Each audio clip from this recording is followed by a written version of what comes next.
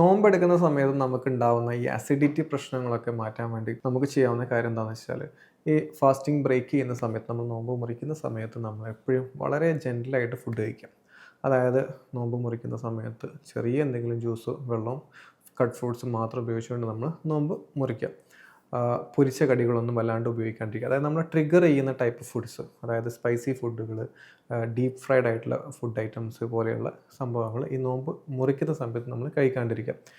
എപ്പോഴും ആദ്യം കുറച്ച് ഭക്ഷണം കഴിച്ച് നോമ്പ് മുറിക്കുക. അതിനുശേഷം ഒരു ബ്രേക്ക് എടുക്കുക. ബ്രേക്ക് എടുത്ത് ഇപ്പം നോർമലായിട്ടുള്ള നമ്മളെ പ്രേയേഴ്സൊക്കെ കഴിഞ്ഞിട്ട് രണ്ടാം ഘട്ടത്തിൽ മാത്രം നിങ്ങളൊരു ഹെവി മീൽസ് അല്ലെങ്കിൽ നിങ്ങളെ മെയിനായിട്ടുള്ള നിങ്ങളുടെ ഭക്ഷണം അതിനുശേഷം മാത്രം കഴിക്കുക. ഈ അതുപോലെ തന്നെ നമ്മൾ ഈ സിട്രിക് ആയിട്ടുള്ള ഫ്രൂട്ട് ഐറ്റംസ്, പൈനാപ്പിൾ അല്ലെങ്കിൽ ഓറഞ്ചൊക്കെ നമ്മൾ ഈ നോമ്പ് മുറിക്കുന്ന സമയത്ത് ഇത് വെച്ചിട്ട് നമ്മൾ നോമ്പ് മുറിക്കാൻ പാടില്ല. ഇത് കഴിക്കാം നിങ്ങൾക്ക്, ബട്ട് ഈ സിട്രിക് കണ്ടൻറ്റ് കൂടുതലുള്ളതുകൊണ്ട് അത് കൂടുതൽ ട്രിഗർ ചെയ്യും. സോ അത്തരത്തിലുള്ള ഫ്രൂട്ട് ഐറ്റംസ് കഴിക്കണമെന്നുണ്ടെങ്കിൽ ഫസ്റ്റ് നോമ്പ് തുറ കഴിഞ്ഞതിന് ശേഷം മാത്രം നമ്മൾ ട്രൈ ചെയ്യാം.